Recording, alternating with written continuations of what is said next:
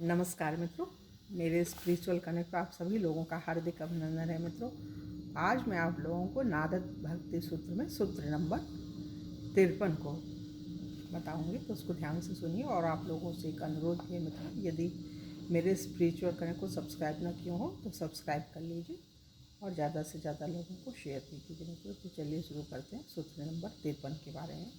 महाभागवत भक्त या स्वयं भगवान। महाभागवत भक्त या स्वयं भगवान भक्ति योग के अनिर्वचनीय अर्थों को समझने में योग प्रत्याशी को पाकर प्रसन्न होते हैं।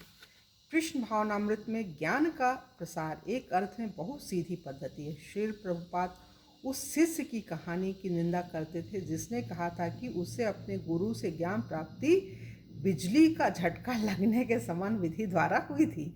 भगवान कृष्ण ने प्रश्नोत्तर की विधि द्वारा अर्जुन को शिक्षित किया था एवं कोई अब भी भक्ति योग के में प्रबुद्धता हेतु कृष्ण के स्पष्ट शब्दों का श्रद्धापूर्वक अध्ययन कर सकता है।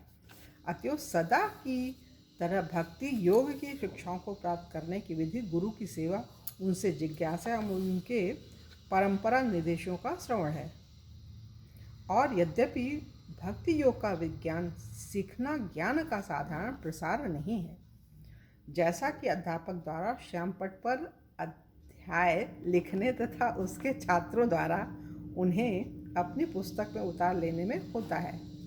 केवल गुरु के वास्तव में शक्तिमान होने तथा छात्रों के शुद्ध ग्रहणशील होने पर ही शिक्षक उनके हृदयों में भक्ति लता बीज का आरोपण कर सकता है। वह बीज छात्र के हृदय में कैसे फलित होता है, यह भौतिक अनुमानों द्वारा समझने योग्य नहीं। श्रील प्रभुपाद लिखते हैं, विशेष है मित्र, ध्यान दीजिए इस पे, मानवीय बुद्धि इसे समझने में विफल होती है कि भक्त भागवत तथा ग्रंथ भागवत की सेवा द्वारा कोई कैसे भक्ति मार्ग पर उत्तरोत्तर पदोन्नति प्राप्त कर सकता है।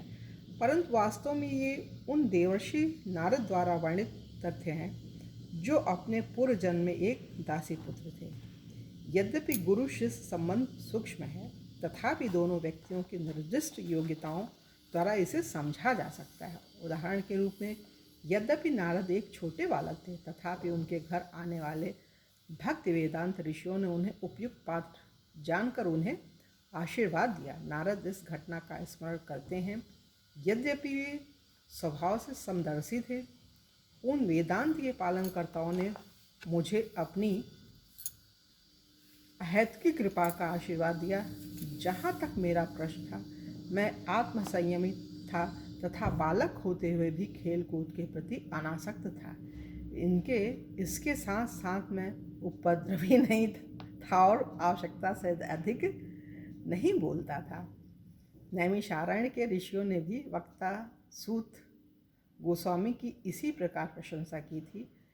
एवं चूँकि आप विनम्र हैं, अतः आपके गुरुओं ने एक भद्र शिष्य को प्रदानकारी सभी अनुग्रह आपको प्रदान किए। अतः आप हमें उनसे वैज्ञानिक रूप से सीखा गया सब कुछ बता सकते हैं। चैतन्य लीला सदृश परम उन्नत आध्यात्मिक ज्ञान के अनुभव हेतु भक्त को अत्यंत सुयोग्य होना चाहिए। जैसा कृष्णदास कविराज कहते हैं, जो समझ सकने में समर्थ है, श्री चैतन्य महाप्रभु ने उसे अपने दासानुदास का संग देकर कृपा दिखाई है।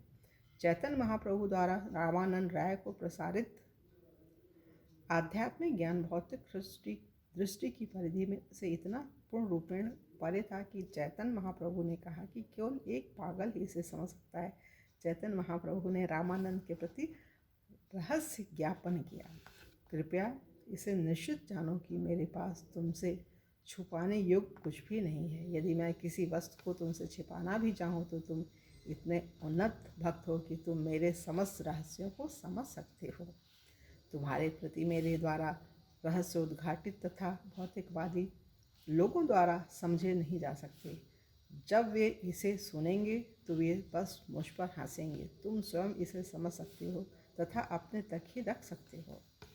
अपने परवर्ती वर्षों में जब चैतन्य महाप्रभु कृष्ण के विरह में राधा रानी के भाव में प्रगाढ़ता में से प्रवेश की जाने वाली लीलाओं का प्रदर्शन करते थे, तो वे केवल रामानंद राय तथा स्वरूप दामोदर सदृश अत्यंत अंतरंग भक्तों के साथ ही इस रस की साझेदारी करते थे। वे महाप्रभु के भाव को समझ सकते थे। ये भाव कभी कभी पागलपन प्रतीत होने वाले प्रदर्शनों का उत्पादन करते थे। उनको सामान्य शब्द या व्यवहार अभिव्यक्त नहीं कर सकते थे। केवल स्वरूप दामोदर गोस्वामी के स्तर का व्यक्ति ही चैतन्य महाप्रभु द्वारा उनके कृष्ण प्रेम के आस्वादन को पूर्णतः समझ सकता है।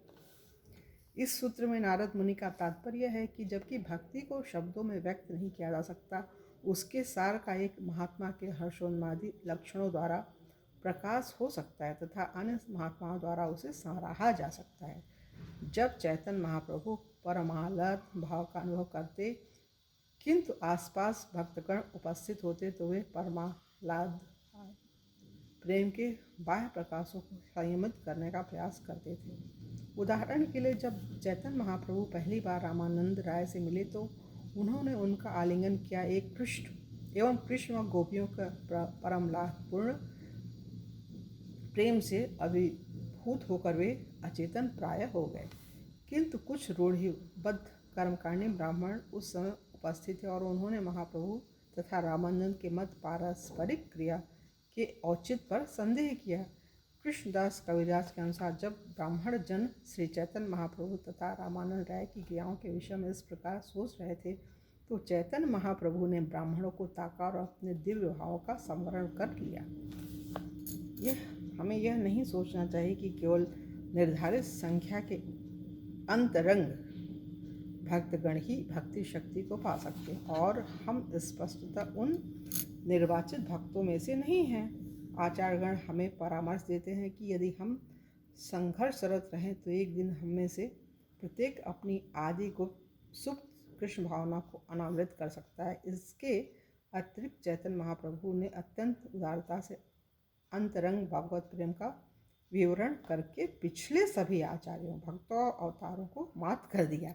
अतः चैतन्य महाप्रभु के संकीर्तन आंदोलन के प्रति कोई भी ग्रहणशील व्यक्ति शीघ्रतापूर्वक उस स्तर तक पहुंच सकता है जहां वह भक्ति योग के अनिर्वचनीय अनुभवों को समझ पाए। चैतन्य महाप्रभु की इस उदारता की सराहना में रूप गोस्वामी ने इस प्रार्थना की रचना की।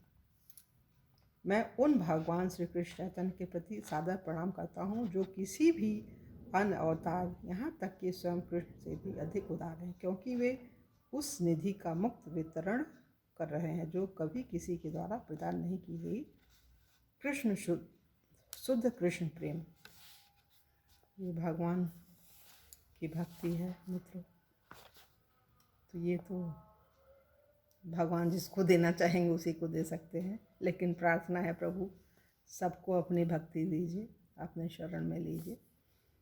और इन्हीं शब्दों के साथ अपनी वाणी को इन्हें विराम दे रहे हैं मित्रों। और कल 54वें सूत्र में आप लोगों से पुनः मिलेंगे। तब तक के लिए जय हिंद, जय भारत, ओम शांति, ओम शांति।